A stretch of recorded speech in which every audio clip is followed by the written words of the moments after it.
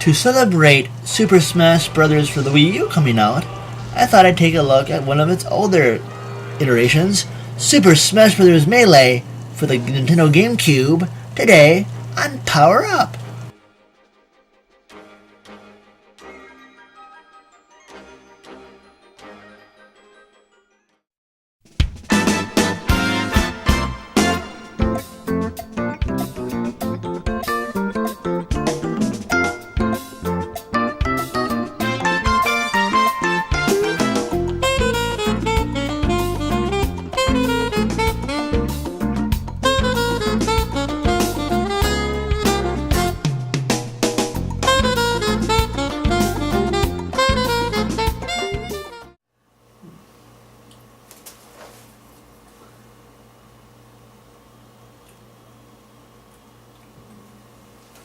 Oh, hello there. Welcome to another episode of Power Up. To celebrate Super Smash Bros. For the Wii U releasing this past week, I thought I'd do Super Smash Bros. For the Wii U. As you know, I had already done, in my very first season of Power Up, I did the original Super Smash Bros. For the N64. Well, I thought it was high time to do another one, so I am doing the aforementioned GameCube iteration, Melee, or Super Smash Bros. Melee. Well, anyway, enough of the talk, let's get smashing! Super Smash Bros. Melee was released in 2001 in North America for the Nintendo GameCube. It was a launch window title. It didn't come out at the launch, but around that time, I think in December thereabouts. In this game, it is a improved version of its predecessor, the N64 Super Smash Bros. It has a lot more characters and a lot more modes, among other things. Unlike the traditional fighting game like a Street Fighter or a Fatal Fury or a Mortal Kombat, where the object is to knock your opponent's life all the way down to win, Super Smash Bros., that series, including Melee here, you have to build off enough damage to knock your opponent off the stage. So instead of the traditional life meter, so to speak, there will be like a percentage meter. And as you keep inflicting damage, that damage percentage goes up. And when you have enough damage incurred to that opponent, bamity, you knock them right off the stage and get the win or the point or whatever.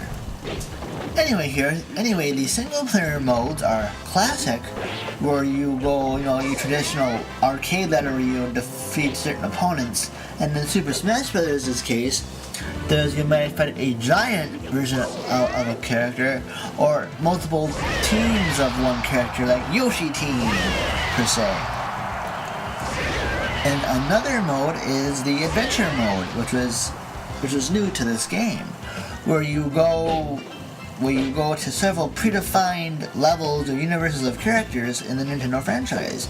And I think you'll see me play it here. Basically, you'll see me, like the first one, you go to like the Mushroom Kingdom, where you actually stomp on Goombas, stomp on Koopa Shells, and if you also see here, in this game there's a secret. Instead of, although if you go beat it regularly, that first world, the Mushroom Kingdom level, you usually face Mario. But here for this review, I don't know if I put it in here, but if you can stop the timer at a certain number, instead of facing Mario, you face Luigi. And actually, that's how you can unlock Luigi in this game. At least one of the main things you have to do, which is cool. And another single player mode is, if I'm showing it here or not, is the home run contest or something, or home run bat contest or whatever. What you do is you can choose your character and you see this sandbag. You have to pummel the sandbag within a certain amount of time, and then use the home run bat they give you, which is an item in the game. I'll get to that in a little bit. And you use it to hit the sandbag as far as you can within a certain amount of time. And when I was doing this when I was recording the footage for this review, one of the characters, I think it was Bowser. I was trying to get a lot of damage, but I kept messing up. Time kept running out on me. Like, no! So it wasn't all that great. I was like, no! And so I just wasn't doing too good. I don't know if I'm throwing it here, but yeah, I wasn't doing the greatest. But I was able to get some of it off, which is nice. Anyway, speaking of items, in all of the modes, in this game, as you fight, certain items drop. They're based on certain items from Nintendo games and even accessories. Heck, the Super Scope is in this game. Imagine that, huh? And it's, and among other things, there's the Fire Flower. And also besides Fire Flower, and there's the aforementioned Home Run Bat. There's also health items, like the heart container from Zelda in this game is in here, and the heart container will heal some of your life, which is cool. And I think it might heal all of it. I know there's the Maxim tomato from the Kirby series that heals a lot of health too, among other things. And there's also the bombs. Let's see here. I think there's also, let's see, I know there's even the invisibility stuff from the Super Mario Brothers, but it doesn't last that long, but it's pretty cool nonetheless. And also, a couple other modes that I didn't play for this review, but are in here, is All-Star Mode, which is unlockable, which you have to defeat every character in the game, but you only have 3 health items between battles. And there's another mode, besides the Home Run Bat contest, there's Target Test, where it's kind of like, also in this game coming from Super Smash Bros., there's the Break the Targets mode, the bonus game in the classic mode. Well, also it's in here as a unlockable, not unlockable, but as a fun mode to play. And in the Target Test is basically you need to destroy 10 targets in the least amount of time. So yeah, so there's that as well. Of course, so the biggest draw to any Smash Bros. Game is the multiplayer, and there are tons of options to mess around with. I don't think I mentioned, I didn't get to do all of them, but there's time mode, there's stock mode, there's coin mode. Time mode is where the player or team, with the most falls wins. Stock mode, where instead of time, you have a certain amount of lives to keep, and if you can knock your other opponent's lives away, then you win. There's coin mode, whereas you fight enemies, the opponents, you get coins come out, so you need the most amount of coins. Let's see, and it's also cool. There's options you can almost control everything about the match between items. So if you want to get rid of all items and make it a game of skill, go for it. Who's stopping you? And there's also many other different options that I won't touch on here. You can find that out for yourself, which is pretty awesome. And another cool feature about this game are the trophies you can earn. What's cool is, as you go through the game and the modes, sometimes there'll be trophies to grab. And those are cool. Basically, they're just using it for show. What's cool is you can access the in-game, there's another menu you can access, and you can go into you can see how many trophies you collected, and also you can see, what's cool is you can actually go into it and see, they usually have a little blurb about each trophy, a little bit of, so usually it's a little bit of history as well about the trophy and what game it's from and all that fun stuff. And I don't think I showed it in this review, but it is a very nice touch, and it's kind of cool to see it's kind of pretty cool to see Nintendo history and all the things that it entails, which is pretty awesome. Okay, anyway, this game is awesome.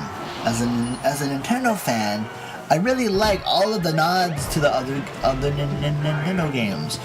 And what I really like about this game, is when I first got this, a couple years later, I think, when I was still subscribed to the now no longer with us Nintendo Power magazine, I actually got a soundtrack CD from the game, which was really cool. And I still have it too, which is awesome. And even though Smash Bros. Brawl came out after this one, and now Smash Bros. Wii U just came out, as of this recording, it came out yesterday. It has been, other versions have come out since then, other iterations. But this game is fun, and I like the controls are good. It's cool. The characters are pretty awesome. And yeah, it's pretty good. So yeah, so if you see this, even though if you have a GameCube, pick this up if you can. I think it really increased in value, I think. But it's a fun addition to my collection, even though, again, other editions have come out. I had really fun. It was kind of fun going back to playing this and just having fun. But of course, it really shines in multiplayer. So if you have a ton of friends, yippee, yay! But yeah, but anyway, that's my take, and I will give my recommendation of highly recommended.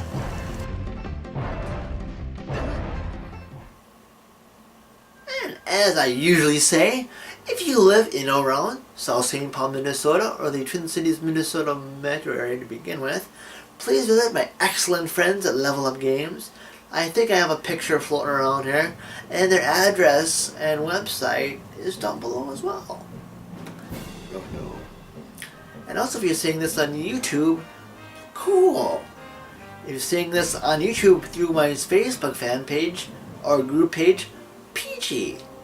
And also, if you haven't subscribed yet, please do so. And if you have subscribed and you're watching this, thank you.